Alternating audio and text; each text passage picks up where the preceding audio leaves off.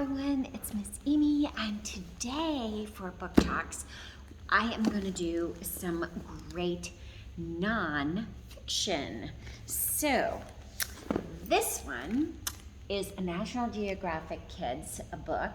It is called Fly With Me, and it is a celebration of birds through pictures, poems, and stories by Jane Yolen, Heidi Stempel, Adam Stempel, and Jason Stempel.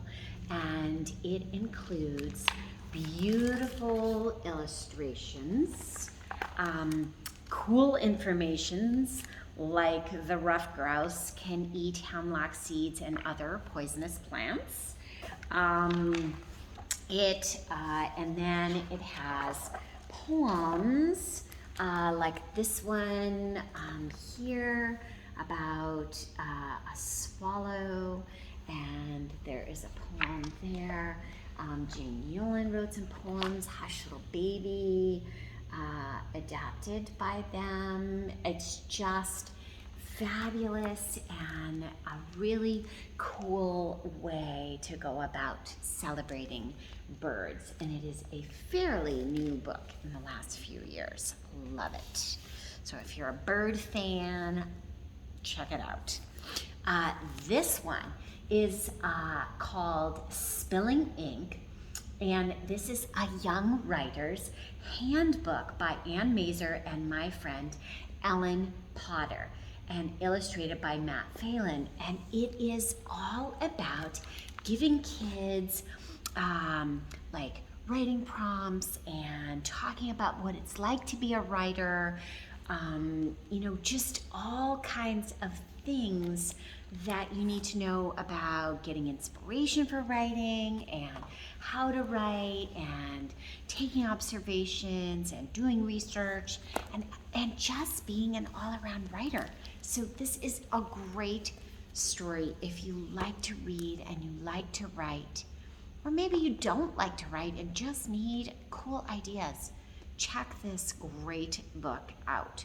If you're a teacher, this is a fabulous book for your classroom. If you're a parent, this is a great book to get for your kids who are aspiring writers. So check it out, Spilling Ink. This one is called Funny Girl, and this is a collection of funny stories by all kinds of great authors. Like Cece Bell, Sophie Blackwell, Libba Bray, Kelly DiPuccio, Lisa Grass, Shannon Hale, Amy Ignato, Megan McCarthy, Raina Tegelmeyer, Ursula Vernon, Mackenzie Yeager, Rita Williams Garcia, and so many more. And they are just funny things. And this is just a collection of their stories and their real stories. Like, it says right in the beginning that Ursula Vernon writes a story about her grandmother's road trip disaster. Rita Williams Garcia talking about her two best friends trying to get on to a TV talk show, and so many more. So really funny, laugh out loud stories of real people. So check it out. Fun book to read. This one of the funniest books. I loved this book. This is a history book called How They Croaked, The Awful Ends of the Awfully Famous, by Georgia Bragg and illustrated by Kevin O'Malley. And this just goes through the dark ways people died. Like, the whole story is about all these horrible deaths that people had. Elizabeth I, she kept her head about her because Henry VIII was beheading all his wives. There are poisons. Napoleon Bonaparte, he died on the island of St. Helena. They're just crazy, and the illustrations are super funny addition to all this wonderful history.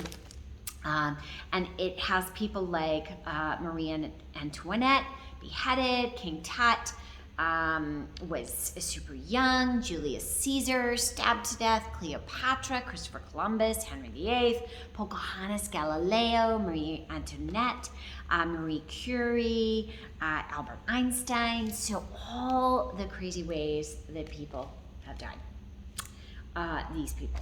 And many, many more. There are a whole bunch. And if you like this series, he also has How They Choked, which is not choked like choked, but choked, like how they were like doing something and they froze. Like they couldn't talk, or they couldn't say what they were supposed to say, or whatever on stage, or whatever. But really funny. Great, great books.